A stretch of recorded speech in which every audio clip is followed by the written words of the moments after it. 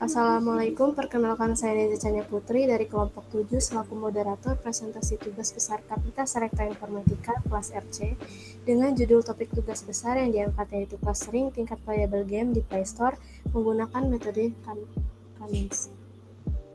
Kelompok 7 ini beranggotakan 5 orang, yaitu yang pertama ada Ismi Zahra Reski Katiana dengan NIM 118140011, Muhammad Adam Aslam Syah dengan NIM 118140154, Robi Satya Wicaksana dengan NIM 118140155, Sabrina Zahra Salsabila dengan NIM 118140177, dan saya sendiri Neza Chania Putri dengan NIM 118140197. Yang pertama ada bab 1, pendahuluan, yang mana berisi 3 subbab, yaitu ada latar belakang, rumusan masalah, dan tujuan. Latar belakang. Sebelum mengunduh aplikasi game tersebut, pengguna melihat deskripsi dari aplikasi game tersebut. Demi mengetahui tingkat playable pada aplikasi game yang akan diunduh, melihat rating hingga review yang disediakan oleh Google Play Store. Berdasarkan uraian tersebut, maka pada laporan tugas besar ini dilakukan penelitian mengenai tingkat playable game di Google Play Store yang akan digunakan metode clustering. Maka, kami mengambil judul penelitian clustering tingkat playable game di Play Store menggunakan metode Cummins. Berdasarkan latar belakang yang telah diuraikan, maka rumusan masalah pada penelitian kami ini adalah yang pertama, bagaimana kontribusi penelitian menggunakan metode Cummins dengan topik tingkat playable game di Play Store. Yang kedua, bagaimana tingkat playable game di Play Store dengan clustering metode Cummins. Dan yang ketiga, bagaimana tingkat ketertarikan pengguna terhadap suatu game tertentu dengan metode Cummins. Dan terakhir, apakah manfaat dari penelitian ini untuk pihak perusahaan atau developer.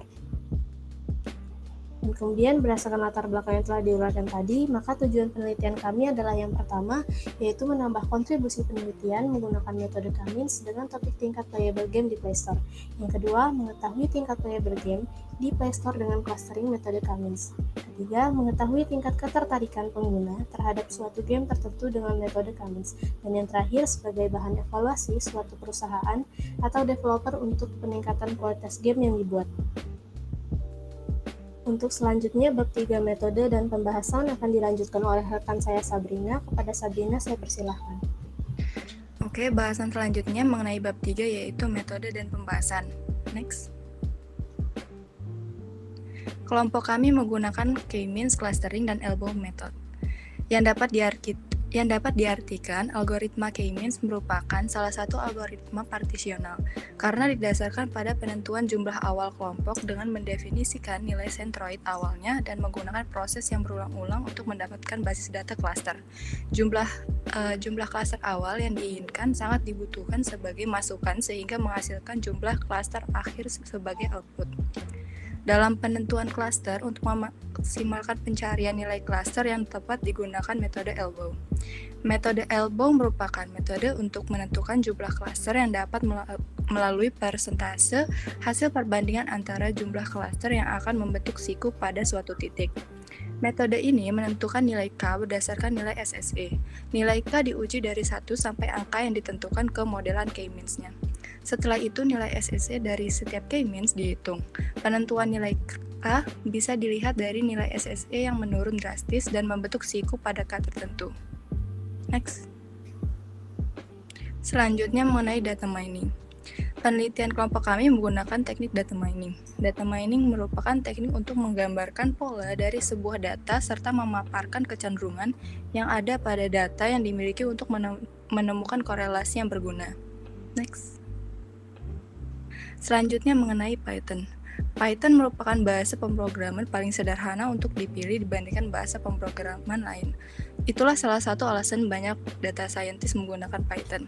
Selain itu, Python memiliki beberapa kelebihan diantaranya mudah dipelajari untuk pembelajaran mesin dan pemrosesan data analis, lalu varietas library yang beragam, dan komunitas yang luas serta open source.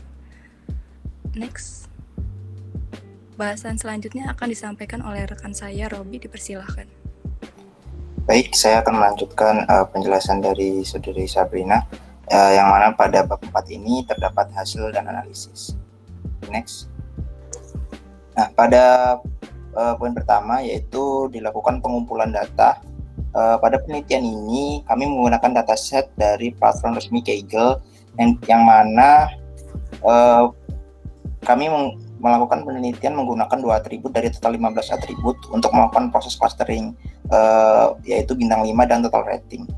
Kedua atribut yang digunakan diambil dari program untuk mencari nilai korelasi antar atribut. Pada gambar di samping dapat kita lihat nilai korelasi dari atribut tertinggi, yaitu pada 5 bintang dan total rating. Maka atas landasan itulah penelitian ini menggunakan 5 atribut 5 bintang dan total rating untuk proses clusteringnya. Lalu next, pada proses yang kedua yaitu pre-processing data, yang mana pada tahap ini kita melakukan import data. Sebelum melakukan import data, ada hal yang harus diperhatikan, yaitu mencari kelengkapan data yang nantinya akan digunakan untuk proses pemodelan.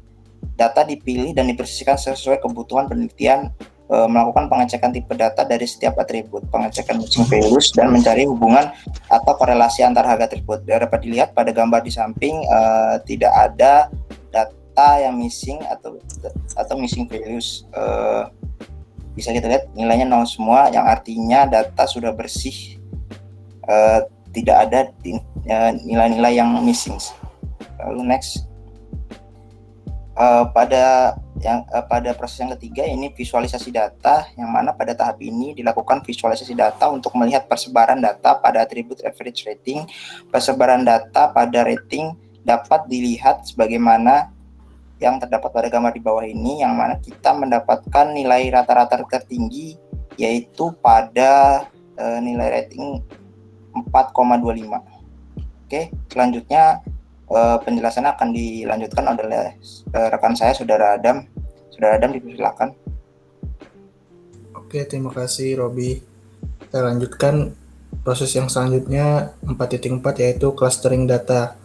Nah, di clustering data ini bertujuan untuk mengetahui tingkat playable suatu game berdasarkan atribut yang telah kita pilih tadi, yaitu atribut 5 bintang dan total rating.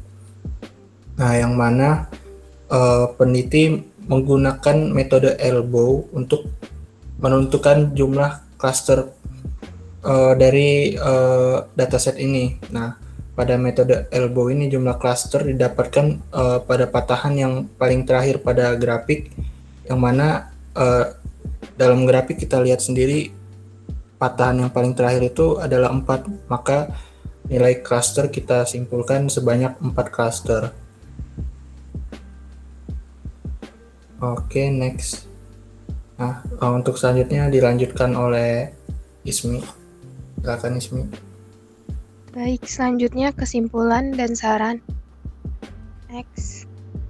Pada penelitian ini dapat ditarik beberapa kesimpulan dari hasil analisis data pada game yang memiliki tingkat playable atau bisa dimainkan, yaitu pertama, average rating atau rata-rata dari rating didapatkan nilai tertinggi, yaitu sebesar 4,25. Kedua, tingkat playable dari game terbagi menjadi 4 cluster, yang mana terdapat cluster 0, cluster 1, cluster 2, dan cluster 3. Ketiga, centroid pada cluster terdapat pada nilai yang berbeda, seperti centroid pada cluster 0 terdapat pada nilai 0, lalu centroid pada cluster 1 terdapat pada nilai yang mendekati 7, kemudian centroid pada cluster 2 terdapat pada nilai yang mendekati 1, dan pada centroid cluster 3 terdapat pada nilai 3. Keempat, setiap cluster memiliki titik pusat cluster atau centroid yang memiliki fungsi tujuan, yaitu meminimumkan jarak atau dissimilarity dari seluruh data ke pusat cluster masing-masing. Saran untuk penelitian pengembangan selanjutnya, diharapkan penelitian lain dapat memperluas penggunaan algoritma lainnya terkait clustering. Assalamualaikum warahmatullahi wabarakatuh. Perkenalkan, saya Robi Wijaksana dari kelompok 7, ingin menjelaskan mengenai program dari tugas Kapita, yang mana kami menentukan jumlah rating atau tingkat playable dari sebuah game melalui rating menggunakan metode K-means. Di sini bisa kita lihat kami menggunakan Pandas dan Seaborn sebagai visualisasi data, dan ini adalah data CSV-nya yang didapat. Nah, di sini kita mengimport data tersebut. Kita dapatkan beberapa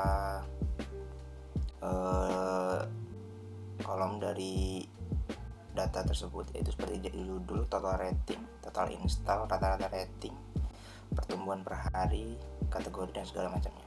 Lalu yang selanjutnya terdapat data processing. Di sini didapatkan pengecekan data dari setiap atribut, didapatkan tipe-tipe data, di mana datanya semua terisi, tidak ada yang nol. Lalu juga melakukan pengecekan missing values data nilai yang didapatkan, di mana data tidak ada yang missing nilainya atau semua terisi. Lalu mencari korelasi antara harga dan atribut, yang mana didapatkan di sini output data-data tersebut dari setiap rating, 1 rating, 2, dan seterusnya, terdapat beberapa rank. Lalu di sini terdapat data visualization, yang mana kami menggunakan Matplotlib sebagai library untuk menampilkannya, di mana pada data ini didapatkan nilai-nilai rank, total rating, rata-rata rating, pertumbuhan selama 30 hari, 60 hari, harga, rating dari tiap bintang 5, 4, 3, 2, dan 1. Di sini kami mencari korelasi dari 13 atribut utama, yang mana didapatkan nilai tertinggi dari atribut yaitu 5 bintang dan total rating.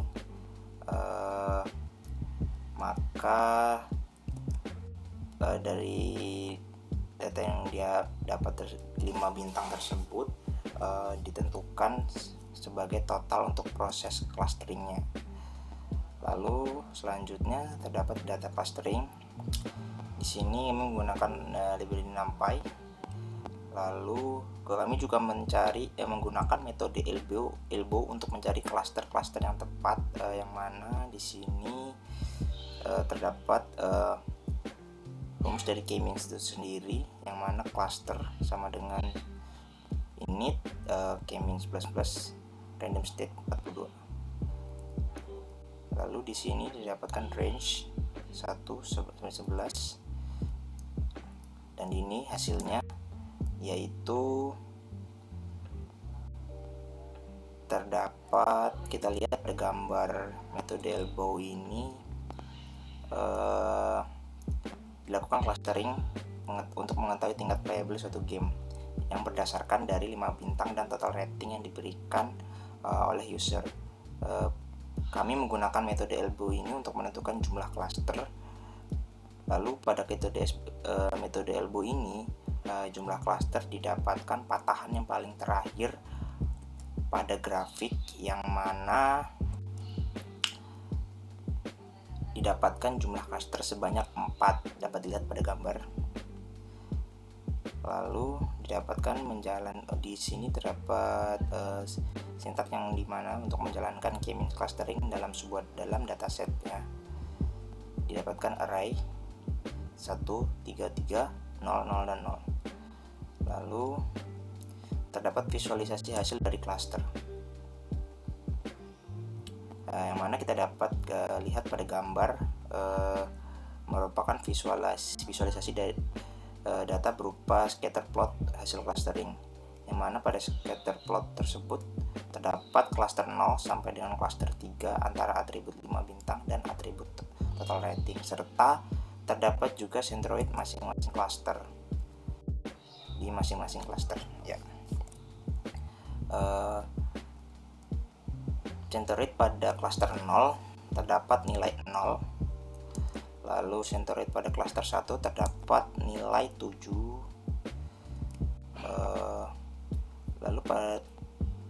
cluster 2, pada Centroid cluster 2 terdapat nilai yang mendekati 1, dan yang terakhir Centroid cluster 3 terdapat pada nilai 3 ini. Selanjutnya di sini merupakan hasil dari clustering dan K-means tersebut didapatkan setiap game atau setiap permainan terdapat beberapa cluster, yaitu 1, 3, 2 dan 3, yang mana cluster tersebut menentukan dari tingkat playable dari sebuah game yang memiliki masing-masing cluster. Lalu di sini terdapat plot yang cukup banyak. Baiklah, demikian presentasi 3 besar yang telah kami paparkan mengenai clustering tingkat playable game di Play Store menggunakan metode K-means. Saya sebagai moderator mohon maaf apabila ada salah kata dalam pengucapan.